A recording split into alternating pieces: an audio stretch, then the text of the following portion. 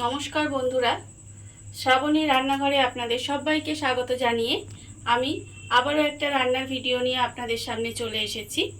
আজকের আমি আপনাদের করে দেখাবো মাছের অম্বল। তাহলে চলুন এই মাছের অম্বল আমি কিভাবে বানাই সেটা আপনারা একবার দেখে নিন। মাছের অম্বল বানানোর জন্য আমি এখানে মৌরলা মাছ নিয়ে নিয়েছি। আপনারা চাইলে কিন্তু মৌরলা মাছের বদলে পুঁটি মাছ কিংবা চিংড়ি মাছ দিয়েও এই অম্বলটা বানাতে পারেন। আমি প্রথমে মাছের মধ্যে নুন আর হলুদ মাখিয়ে নেব। তার জন্য আমি এর মধ্যে দিলাম নুন আর আমি দেব এর মধ্যে হলুদ। নুন হলুদ দিয়ে প্রথমে ভালোভাবে মাছটা মাখিয়ে নিতে হবে। মাছের মধ্যে আমি ভালোভাবে নুন হলুদ মাখিয়ে রেখেছি আর অন্যদিকে গ্যাসটা অন করে কড়া বসিয়ে দিয়েছি। এইবারে আমি কড়ার মধ্যে দেব সর্ষের তেল। প্রথমে আমি বেশ কিছুটা পরিমাণে সর্ষের তেল দিলাম। এবারে আমি তেলটাকে একটু গরম হতে দেব। তেলটা আমার এখানে ভালোভাবে গরম হয়ে গেছে। এইবারে আমি তেলের মধ্যে মাছগুলো দিয়ে ভেজে নেব।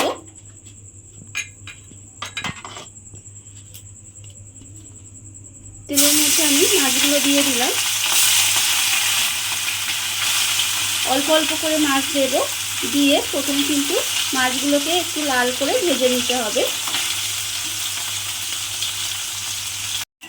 মাছগুলো আমার এখানে উল্টে পাল্টে লাল করে ভেজে নিয়েছি। এবারে মাছগুলোকে তুলে রেখে দেব।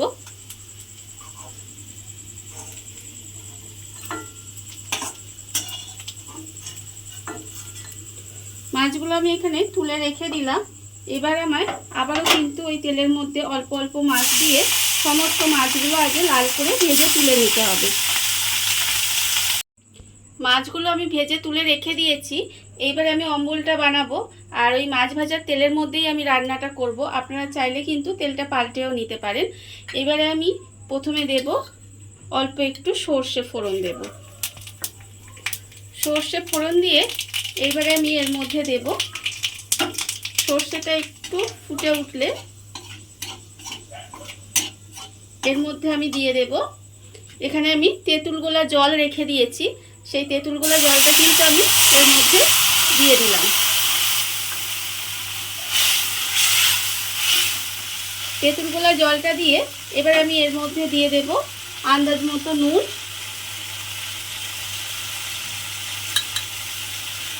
আর আমি এর মধ্যে দিয়ে দেব হলুদ গুঁড়ো 1/4 চামচ মতো আর দেব এর মধ্যে চিনি।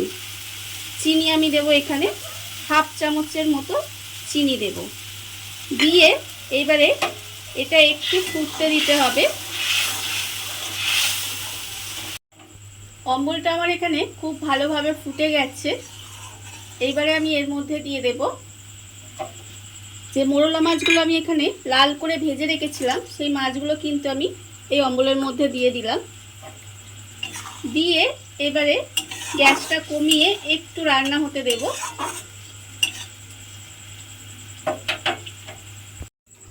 মাছটা দিয়ে আমি কিছুক্ষণ এইভাবে গ্যাসটা কমিয়ে রান্না হতে দিয়েছিলাম। এর ফলে মাছটাও কিন্তু ভালোভাবে সেদ্ধ হয়ে গেছে।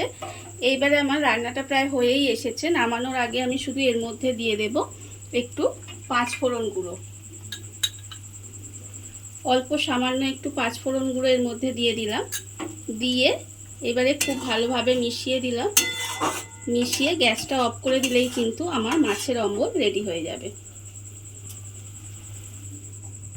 দেখুন বন্ধুরা, বাড়িতে থাকা কত অল্প উপকরণ দিয়ে কত সুন্দর একটা মাছের অম্বল তৈরি হয়ে গেছে। আপনারা দেখতেই পেলেন। আজকের এই রান্নাটা আপনাদের কেমন লাগলো সেটা কিন্তু জানাতে একেবারে ভুলবেন না। আজকের মতো এইটুকু। আপনারা সবাই ভালো থাকবেন, সুস্থ থাকবেন। আবারও হাজির হব নতুন কোনো রান্না নিয়ে।